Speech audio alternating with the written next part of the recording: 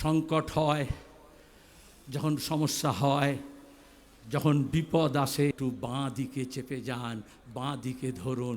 আজকে এই রাজ্যকে, এই দেশকে বাঁচাতে হলে একটু বাম পথ ধরতে হবে। জুড়ে ব্রিগেড গড়ে উঠবে, আর সেই ব্রিগেডে আপনাদের সবাইকে আমন্ত্রণ জানাচ্ছি। যারা বিজেপির টাকা খাবে না, যারা তৃণমূলের ভয় পাবে না, তাদের সবাইকে নিয়ে আমরা 26-এর লড়াই লড়ব। যারা বিজেপির টাকা খাবে না, যারা তৃণমূলের ভয় পাবে না, তাদের নিয়েই আমরা 26-এর লড়াই লড়ব। 4টি বাম সংগঠনের ডাকা ব্রিগেডের সমাবেশ থেকে এই ভাষাতেই 26-এর বিধানসভা নির্বাচনের লড়াই শুরুর ডাক সিপিআইএম-এর রাজ্য সম্পাদক মোহাম্মদ সেলিমের। বছর ঘুরলেই রাজ্যে বিধানসভা নির্বাচন, তার আগে ব্রিগেডে শক্তির প্রদর্শন বামেদের। রবিবার সেলিমের বক্তব্যে উঠে আসে মুর্শিদাবাদ প্রসঙ্গ সহ একাধিক বিষয়। তিনি বলেন, দেশ বাঁচাতে হলে লাল ঝান্ডাকে মজবুত করতে হবে। আরএসএস তাকে পরিয়েছে, খাইয়েছে, লোকবল জুটিয়েছে, কর্পোরেট ফান্ড দিয়েছে, টাকা দিয়েছে, মুরব্বিয়ানা দেখিয়েছে, আর তারপরে যত সবাইকে এক কাট্টা করেছিলেন, জামাত, জমিয়াত, মাওবাদী, এসইউসি, বিজেপি সব এক হয়ে বলেছিল লাল হটাও, দেশ বাঁচাও। লাল হটেছে, কিন্তু দেশ বাঁচেনি।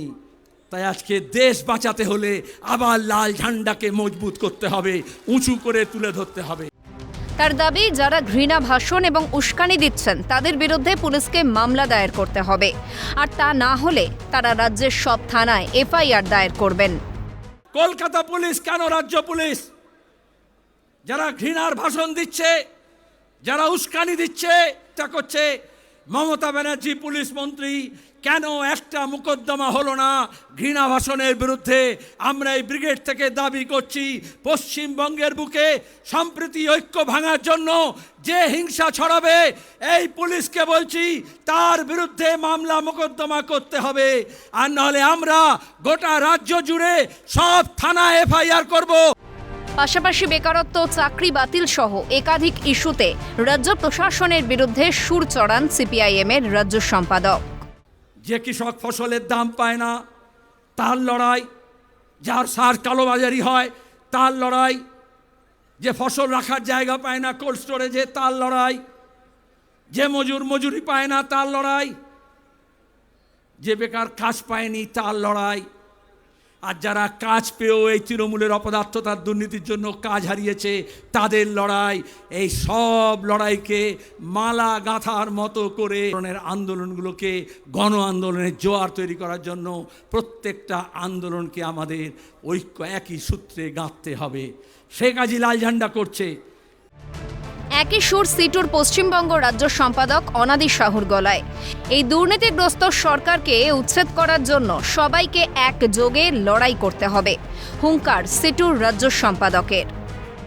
এই দুর্নীতিগ্রস্ত সরকারকে উচ্ছেদ করার জন্যে আমাদের শ্রমিক, কৃষক, ক্ষেতমজুর, আমাদের রাজ্যের শ্রমজীবী মেহনতকারী মানুষ, আমাদের ছাত্র, যুব, মহিলা সবাইকে ঐক্যবদ্ধভাবে আমাদের লড়তে হবে। শ্রমিক কৃষক ঐক্য আমাদের গ্রাম স্তর পর্যন্ত, বুথ স্তর পর্যন্ত প্রসারিত করতে হবে।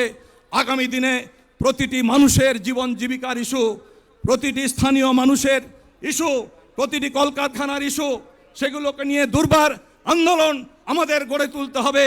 কেন্দ্রের জনবিরোধী সরকার আর রাজ্যের জনবিরোধী সরকার, এই দুই সরকারের বিরুদ্ধে মানুষকে ঐক্যবদ্ধ করতে হবে।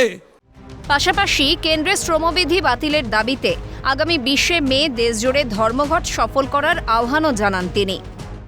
আগামী 20শে মে গোটা রাজ্যে, সারা দেশের সাথে সর্বাত্মক ধর্মঘট করতে হবে। কেন্দ্রীয় সরকারের এই দেশ বিরোধী, জাতীয় স্বার্থ বিরোধী এই যে শ্রম কোড বাতিল করতে হবে, রাষ্ট্রায়ত্ত শিল্প কলকারখানাকে রক্ষা করতে হবে, আমাদের দেশের বেকার যুবকদের কর্মসংস্থানের ব্যবস্থা করতে হবে। যে কৃষকরা আমাদের অন্নদাতা, সেই কৃষকদের ফসলের দাম না পেয়ে কৃষকরা আত্মহত্যা করছে, সেই কৃষকদের আমাদের রক্ষা করতে হবে। রবিবার ব্রিগেডের মঞ্চ থেকে তৃণমূল কংগ্রেস এবং বিজেপির সরকারকে একসঙ্গে দুষেছেন বাম নেতারা। তবে রাজ্যে ক্রমশ ক্ষয়িষ্ণু শক্তিতে পরিণত হওয়া বামেরা এই ব্রিগেডের সমাবেশ থেকে ঘুরে দাঁড়াতে পারে কিনা তা নিয়ে সংশয় রয়েছে বাম সমর্থকদের অন্দরেই। রবিবাসরীয় ব্রিগেড থেকে বাম নেতাদের এই জোরালো বক্তব্য তাদের ২৬-এর ভোট বৈতরণী পার করাতে পারে কিনা তা নিয়ে কিন্তু প্রশ্নটা থেকেই যাচ্ছে। ক্যালকাটা নিউজ।